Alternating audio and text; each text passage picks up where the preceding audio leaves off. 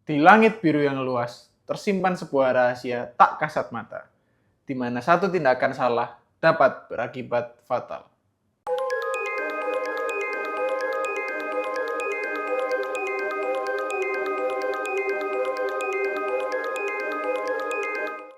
Halo, selamat datang di Sky Enigma, di mana pada episode kami hari ini, kami ingin membahas mengenai suatu kejadian yang melibatkan suatu fenomena unik di udara yang bernama wake turbulence. Nah, sebetulnya wake turbulence itu apa sih? Jadi wake turbulence secara simpel adalah fenomena di mana angin ini bergerak sangat liar di belakang pesawat.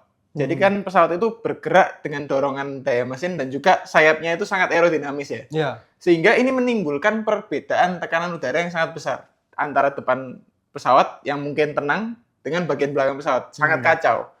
Jadi secara umum wake turbulence ini disebabkan oleh dua faktor, yaitu yang pertama adalah mesin jet. Jadi mesin jet ini kan menghembuskan udara panas yang sangat besar tekanannya ke bagian belakang pesawat. Karena mesin jet ini kan mendorong pesawat ke depan gitu ya. Ya. Jadi menyedot udara, kemudian dihembuskan secara sangat keras ke belakang begitu. Dan ini menimbulkan turbulensi yang sangat luar biasa di bagian belakang pesawat. Jadi itu adalah salah satu faktor. Dan satu faktor lainnya adalah wingtip vortices, di mana perbedaan tekanan udara dari bagian atas dan bagian bawah pesawat ini menimbulkan kekacauan udara di sekitar sayap begitu ya. Jadi kalau kita misalnya bisa lihat di video-video take off pesawat, apalagi yang humidity-nya tinggi ya, itu kan terdapat pusaran yang sangat luar biasa kencang gitu ya. Ada vortexnya. Nah, itu mengakibatkan angin di sekitar sayap ini bergolaknya seperti itu, muter-muter gitu ya. Dan kalau tidak hati-hati, pesawat yang belakangnya ya, bisa terlempar begitu saja. Oh. Dan itu adalah salah satu alasan mengapa kalau kita misalnya take off, itu ada jaraknya. Jadi bukan cuman perkara takut nabrak pesawat di depannya, tapi ada juga wake turbulence dari pesawat di depannya. Jadinya kalau take off itu biasanya dikasih jarak, misalnya 3 nautical miles begitu ya. Kalau di udara ketika terbang itu, biasanya ada separasi udara, sekitar 1000 kaki. Untuk mencegah terjadinya wake turbulence ini turun ke bawah dan menyapu pesawat lainnya gitu ya. Jadi 1000 kaki ini biasanya dibilang sudah cukup. 1000 kaki dan normalnya 3 nautical mile itu biasanya dibilang cukup. Dan secara regulasi FAA sendiri itu ada 4 tipe pesawat yang menimbulkan wake turbulence. Yaitu yang pertama adalah light. Itu seperti pesawat yang punya mesin tunggal seperti Cessna 172 gitu. Pesawat kecil gitu ya. Yang kedua adalah medium. Itu pesawat penumpang yang ukurannya medium itu seperti Boeing 737 atau Airbus A320. Kemudian ada heavy, ini seperti pesawat-pesawat besar seperti Boeing 747 atau C5 Galaxy gitu ya. Dan kemudian yang terakhir adalah super. Dan super ini salah satunya adalah Airbus A380 karena sangat luar biasa besar. Sayapnya juga wingspan-nya lebar sekali dan juga mesinnya sangat powerful dengan jumlah 4. Ya. Jadi kalau kita bayangkan kalau di belakangnya itu sangat mengerikan ya. Hembusannya bisa menerbangkan kita sangat jauh ke belakang gitu. Apalagi kalau pesawat kecil. Apalagi kalau pesawat kecil itu bisa terdorong jatuh. Tidak ada daya sama sekali. Dan peristiwa yang kita bahas hari ini itu melibatkan A380 dengan sebuah pesawat kecil. Jadi sangat mengerikan dampaknya gitu. Kejadian hari ini melibatkan 2 pesawat, di mana pesawat yang pertama adalah MHS Aviation dengan kode registrasi DAMSC yang melayani rute dari Bandara Internasional Maladewa ke Bandara Eksekutif Al Batin di Uni Emirat Arab. Dan jenis pesawat pertama ini adalah Canadair Challenge 604 yang berusia cukup lama. Dan di dalam pesawat pertama ini ada 6 orang penumpang dan 3 kru dengan total 9 orang di dalam pesawat tersebut.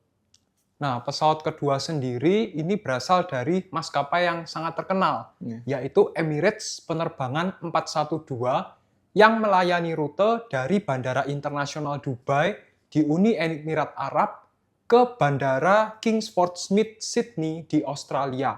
Di mana jenis pesawat kedua ini adalah pesawat yang sangat-sangat besar, yaitu Airbus A380-800 yang biasa kita kenal sebagai King of the Skies.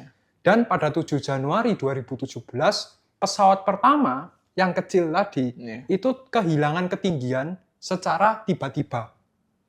Sebelum kami masuk ke bagian lebih detail lagi, kami mendorong teman-teman untuk komentar apabila ada ide untuk episode ini atau episode selanjutnya. Dan jangan lupa untuk follow, subscribe, serta like di platform seperti Instagram, TikTok, Spotify, dan YouTube. Kronologi kejadian adalah sebagai berikut. Pada pukul 6:52 UTC, pesawat pertama lepas landas. Kemudian pada pukul 6:55 UTC, pesawat kedua lepas landas. Pesawat pertama menjelajahi langit di ketinggian 34.000 kaki, sedangkan pesawat kedua terbang pada ketinggian 35.000 kaki. Jadi kalau kita bisa lihat di sini, terdapat separasi udara sebesar 1.000 kaki, di mana A380-nya di atas, sedangkan pesawat private-nya itu di bawah. Ya. Jadi bedanya 1.000 kaki begitu. Dan pada 6:38 UTC, kedua pesawat ini berpapasan di Laut Arab. Jadi ada papasan, kemudian 2 menit kemudian, pesawat pertama, atau Canadair Challenge tadi ya, mengalami turbulensi luar biasa yang diakibatkan oleh tekanan udara dari pesawat A380. Dan karena wake turbulensi yang luar biasa ini, pesawat pertama terlempar begitu saja, terombang-ambing, dan sempat berputar 3-5 kali dan mengalami gaya gravitasi yang sangat luar biasa. Jadi G-force yang diterima oleh pesawat ini sangat-sangat besar begitu. Nah, dari pesawat pertama tadi yang ukurannya lebih kecil, ini kan kalah pengaruh dengan yang Airbus A380. Sehingga dia itu terjadi malfungsi kedua mesinnya. Bahkan rem air turbine atau yang disebut RAT itu juga tidak berfungsi. Karena gangguan aliran udara. Seperti kita tahu kalau misal di kasusnya Ethiopian Airlines penerbangan 961, kedua mesin gagal, rem air turbinnya keluar. Dia generator kecil yang menghasilkan energi yang cukup untuk instrumentasi, baterai, dan lain sebagainya. Tetapi karena kondisi gaya gravitasi yang ekstrim tadi, pesawat tidak didesain untuk itu. Sehingga rem air turbinnya tidak memberikan gaya sama sekali. Itu masalahnya. Dan pesawat pertama ini kehilangan ketinggian itu fatal sekali, sampai 10.000 kaki. Jadi itu jauh sekali ya turun ketinggian. Sangat gila itu. Sangat-sangat gila. Dan para pilot itu berjuang sekuat tenaga untuk memulihkan kondisi pesawat, menyalakan kedua mesin, dan juga menyatakan kondisi darurat. Karena di kondisi seperti ini, tentu yang harus dilakukan pilot adalah membuat pesawatnya level. Baru menstabilkan ketinggian. Aturannya seperti itu. Betul. Dan pada 11:14 UTC, pesawat akhirnya berhasil mendarat di Bandara Internasional Muscat di Oman. Dan seluruh 9 orang yang ada di dalam pesawat pertama itu berhasil selamat. Di mana 1 orang saja yang terluka berat. Namun, meskipun para penumpang dan krunya tidak apa-apa, tetapi pesawat ini sudah mengalami kerusakan yang sangat parah, kerusakan struktural, dan tidak dapat diperbaiki lagi. Jadi harus di written off. Jadi kalau kita lihat di peta, sebetulnya peristiwa ini terjadinya di luar wilayah udara Oman. Dan sempat terjadi kebingungan. Ini sebetulnya yurisdiksi atau wilayah kekuasaannya siapa sih? Karena tidak terdapat dokumentasi yang jelas. Begitu. Ini posisinya secara spesifik di mana? Karena kalau kita bisa bayangkan sebetulnya posisinya bisa kita anggap di posisi internasional begitu ya. Dan lambat laun informasi ini akhirnya dibocorkan melalui media sosial dan juga komunitas-komunitas yang ada di internet begitu ya. Dan ketika dibocorkan informasi ini ditemukan bahwa sebetulnya terjadi separasi udara yang masih oke gitu ya. 1.000 kaki dan itu sudah sesuai standar penerbangan yang berlaku. Nah, sebenarnya yang menyebabkan permasalahan itu kan vortex A380. Dia itu mentaati peraturan yang berlaku. Tetapi kalau kita pelajari di dalam ilmu mekanika fluida ya, vortex itu terjadi karena ada aliran turbulen.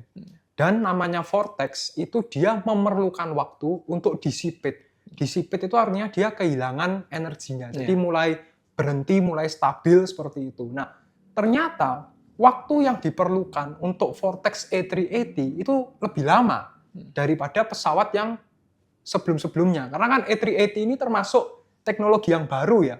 Sebelumnya belum sempat dikaji secara lebih dalam gitu. Tapi ternyata pengaruhnya bisa seperti itu, terutama untuk pesawat kecil. Dan vortexnya ini ternyata bisa turun lebih dari 1.000 kaki dan bertahan selama beberapa menit.